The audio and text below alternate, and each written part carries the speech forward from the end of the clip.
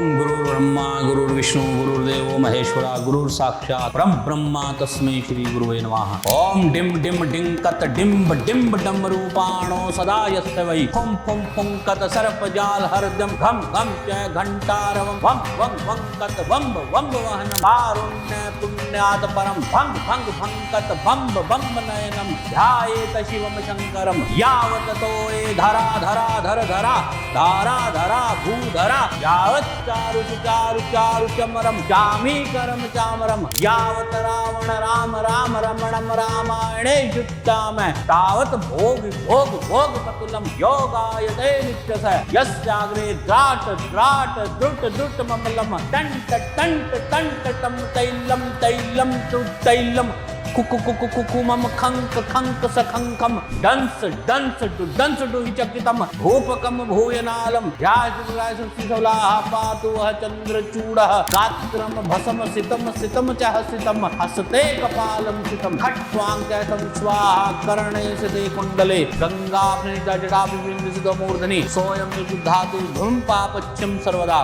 नमः पार्वती पतये हर हर महादेव शंभु काशी विश्वनाथ गंगे बोल शंकर भगवान की जय। उमापति महादेव महादेव महादेव देवाधिदेव महादेवाय नमः। शंभ सदाशिवाय।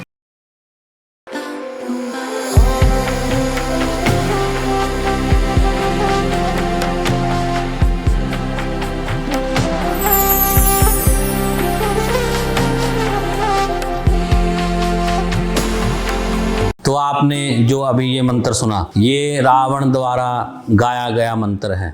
आप सोचिए, जब ये रावण गाता होगा अपने 10 मुखों के साथ, 10 भुजाओं में अलग अलग तरह के वाद्य यंत्र लेकर के जब गाता होगा, तो कैसे गुफाएं और पहाड़ों की कंदरें हिल जाती हों। ये उसका तरीका था भगवान को मनाने का, अपनी विद्या और ज्ञान के साथ। ऐसी ऐसी रावण ने सिद्धियां प्राप्त करी और ऐसे तरीके उसने अपनाए भगवान को प्रसन्न करने के लिए। अगर हम उस पर चर्चा करें तो वीडियो बहुत लंबा हो जाएगा, लेकिन एक वीडियो स्पेशल हम इसके ऊपर भी बनाएंगे कि रावण किस ढंग से भगवान को प्रसन्न कर रहा था और कैसे उसने भगवान को अलग अलग तरह से पूजाएं की और कैसे किस तरीके से वो भगवान को प्रसन्न करता था, कैसे पूजा करता था, कहाँ करता था, किस ढंग से करता था और क्या उसका विधि विधान था। उसके बारे में हम एक अलग वीडियो में चर्चा करेंगे। तो अब हम बात करेंगे दशहरे की। दशहरे के दिन हर जगह रावण को जलाया जाता है, लेकिन क्या आपने कभी सोचा है कि जिस रावण को हम बुराई का प्रतीक मानते हैं वो असल में एक महाविद्वान, महायोगी, महाशिव भक्त अपने आप को कहता था।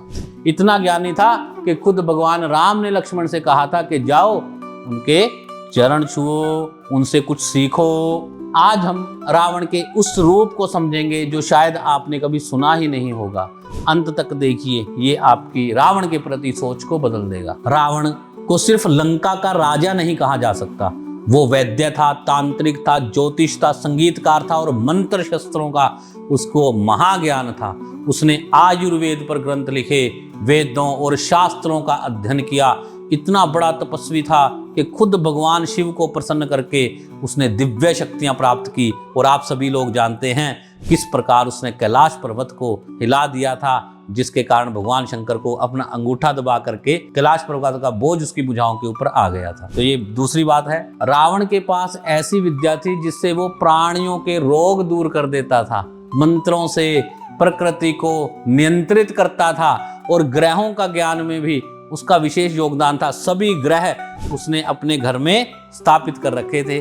सोचिए, एक ऐसा राजा जिसके पास राज्य, शक्ति, विद्या और तपस्या सब कुछ था, लेकिन फिर भी उसका पतन क्यों हुआ? उसकी वासना के कारण। श्री राम जी जैसे मर्यादा पुरुषोत्तम ने भी उसकी ज्ञानता का सम्मान किया।